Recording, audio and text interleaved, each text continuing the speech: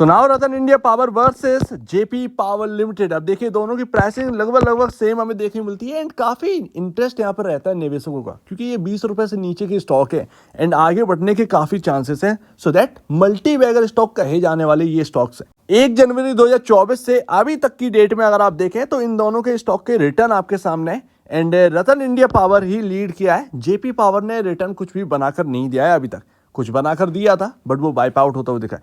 8.67% का ही रिटर्न यहाँ पर रह गया है 1 जनवरी 2024 से अभी तक की डेट में। एंड अगर आप रतन इंडिया पावर के देखेंगे तो 64% का रिटर्न अभी भी दिया जा रहा है। एंड कई सारे निवेशक रतन इंडिया पावर की तरफ ज्यादा ध्यान दे रहे हैं, क्योंकि अगर आप देखें एक और ग्रुप कंपनी रतन इंडिया एंटरप्राइजेस, उसके बड़े सॉलिड नंबर्स आपके सामने आए। Q1 के नंबर्स अगर आप देखें तो प्रॉफिट सर्ज जो है 378% ईयर ऑन ईयर बेसिस पर। कभी ये कंपनी जीरो पर थी, आज 851 करोड़ का प्रॉफिट कर रही है। तो ये मैनेजमेंट की पावर है जो कि हमें देखने को मिल रही है। एंड क्या वो रतन इंडिया पावर में देखने को मिलेगी इतनी ही पावर, तो ये आगे वाला टाइम बताएगा। अब सबसे पहले हम समझेंगे कि इन कंपनियों के अंदर रिस्क कितना है। जेपी पावर और रतन इंडिया में कर्ज की स्थिति कैसी है, क्या ये चुकाने के काबिल है या नहीं है, बैलेंस शीट कैसे उसको समझेंगे। बट कर्ज अगर आप देखें जेपी पावर के अंदर तो 2024 मार्च के हिसाब से 4,241 करोड़ का देखने को मिलता है। एंड वही अगर आप देखें रतन इंडिया पावर के अंदर तो 3,537 करोड़ का कर्ज हमें देखने को मिलता है। अब किसी भी कंपनी के लिए कर्ज कोई बेहतरीन चीज नहीं है, सबसे घातक सबसे खतरनाक चीज है। आप देखेंगे कि किसी ना किसी समय पर चुकाना पड़ सकता है एंड उस वक्त कंपनी की कंडीशन कैसी है, मार्केट कैसा है, ये काफी इंपॉर्टेंट रखता है। क्या वो कंपनी उस वक्त कर्ज चुका पा रही है, सबसे ज्यादा घातक यही चीज होती है। एंड ऐसे में बैलेंस शीट को देखना जरूरी है। जेपी पावर और रतन इंडिया पावर की बैलेंस शीट क्या कहती है, शेयर कैपिटल फंड और रिजर्व से हमें समझ में आता है। शेयर कैपिटल फंड होता क्या है, किसी प्रमोटर को शेयर इश्यू करके उससे पैसा जुटाया गया फंड को शेयर कैपिटल फंड कहते हैं। एंड रिजर्व आपका कभी भी डिविडेंड पर्पस नहीं देखिएगा। किसी भी कंपनी के अंदर अगर रिजर्व ज्यादा है तो कभी भी उसको ये मत कहिएगा कि डिविडेंड के तौर पर हमें बांट दी। वो रिजर्व आपका फ्यूचर रिस्क के वजह से यहां पर देखा जाता है। एंड अगर कोई फ्यूचर रिस्क आता है कंपनी के ऊपर तो उससे निपटने के लिए वो रिजर्व का पैसा खर्च किया जाता है उससे निपटने के लिए। एंड जेपी पावर में अगर आप देखेंगे तो शेयर कैपिटल फंड आपको 2024 मार्च के हिसाब से देखने को मिलता है 10,649, ऑलमोस्ट 10,660 करोड़ रुपए। एंड वही रिजर्व अगर आप देखेंगे तो 809 करोड़ का देखने को मिलता है। एंड ये रिजर्व कभी आपके सामने नेगेटिव रिजर्व थे एंड आपके सामने अब वो रिजर्व पहली बार पॉजिटिव गए हैं 2024 मार्च के हिसाब से।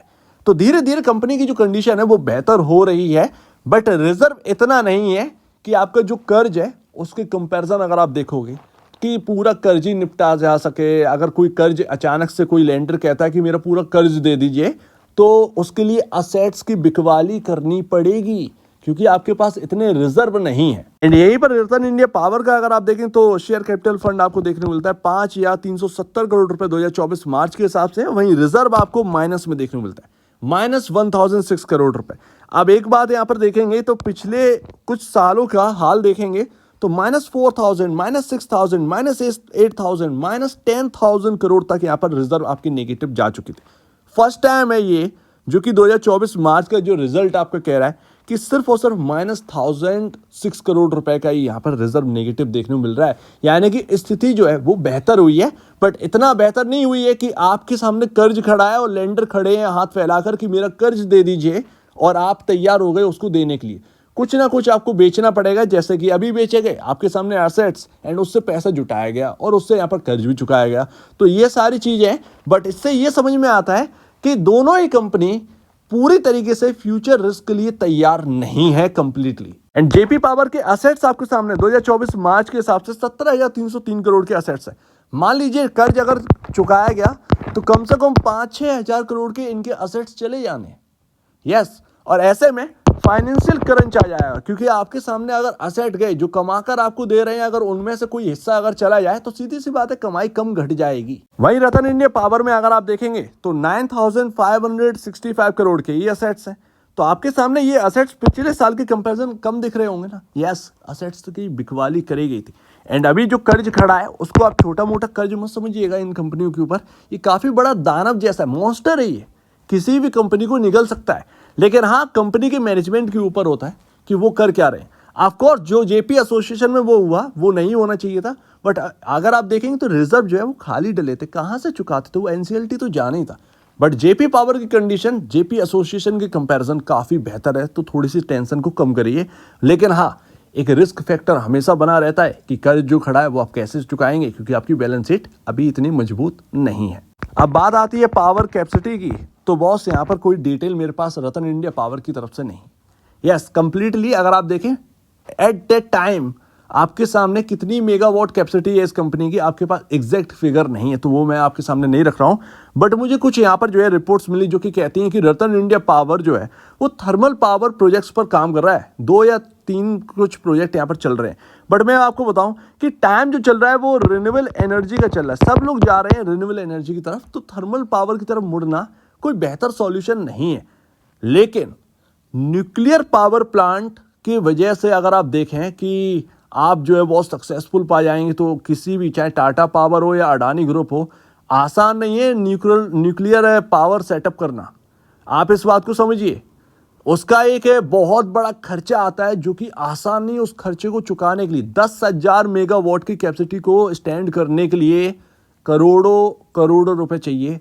कई कई कंपनियों की मार्केट कैप है इतने। अब बात करते हैं मार्केट कैप की, कंपनी के यहाँ पर फंडामेंटल इंडिकेटर्स क्या कहते हैं। तो जेपी पावर का अगर मार्केट कैप देखें तो कंपनी की जो बोले वैल्यूएशन है वो 12,055 करोड़ है। एंड रतन इंडिया पावर की अगर आप बात करें तो 8,146 करोड़ है।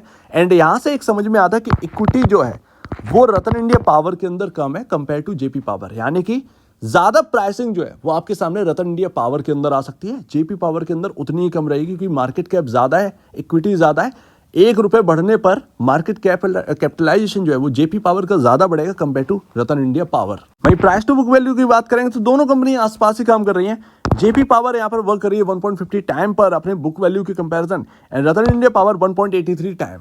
यहाँ पर अगर आप देखें तो थोड़ा सा हाई पर काम कर रहा है रतन इंडिया पावर का stock compare to JP power. JP power थोड़ा सा सस्ता देखने को मिलता है प्राइस टू बुक वैल्यू के हिसाब से रतन इंडिया पावर के comparison. And profitability, most important thing, profitability क्या कहती है। तो जेपी पावर की कंडीशन आपको पता ही है, कभी एक लॉस मेकिंग कंपनी थी, आज एक प्रॉफिट मेकिंग कंपनी है। एंड प्रॉफिट लगातार बढ़ते चले जा रहे हैं, 192, 69, 173, 589 एंड 349 करोड़ रुपए का प्रॉफिट, ये लगातार प्रॉफिटेबिलिटी की तरफ बढ़ रहे हैं।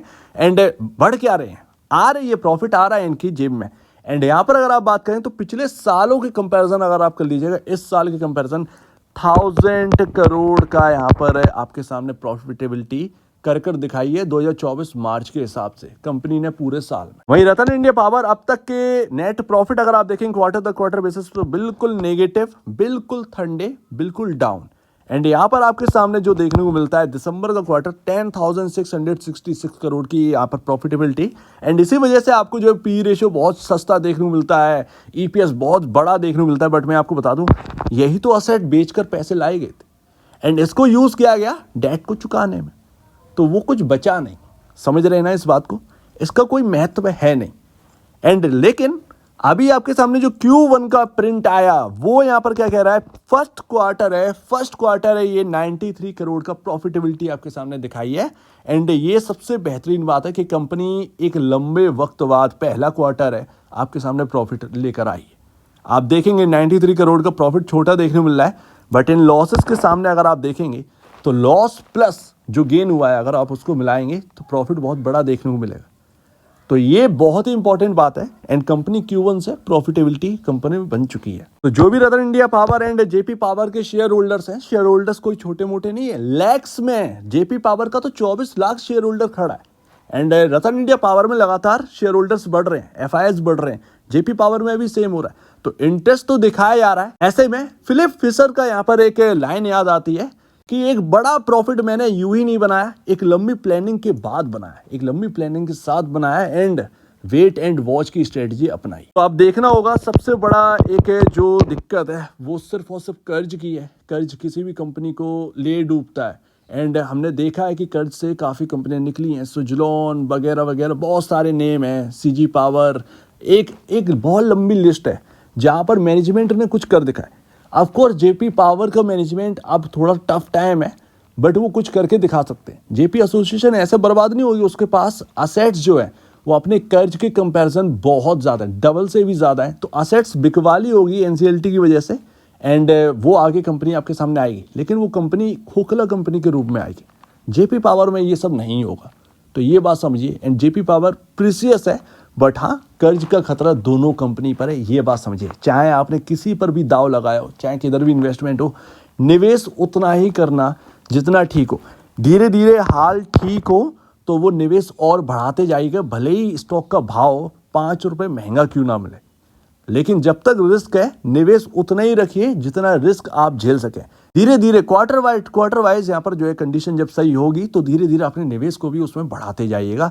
इससे बेहतर स्ट्रेटजी कुछ नहीं हो सकती। स्ट्रेटजी के साथ में काम करेंगे मार्केट के अंदर तो मल्टी बैगर रिटर्न जरूर कमाएंगे, एंड इसमें कोई शक की बात नहीं। ऑफ कोर्स बहुत सारे इन्वेस्टर्स हैं जो कि यहाँ पर एक बहुत ही हैवी माइंड रखते हैं कि बजिंग स्टॉक चाहिए, बट वो बजिंग स्टॉक कभी कभार फेल होता है एंड 99% निवेशक उसमें डूब जाता है, तो इससे भी बचिए। एक बार निवेश से पहले या बेचने से पहले अपने ब्रोकर एंड एडवाइजर से जरूर सलाह लीजिएगा। और अब वीडियो देखने के लिए बहुत बहुत धन्यवाद दोस्तों।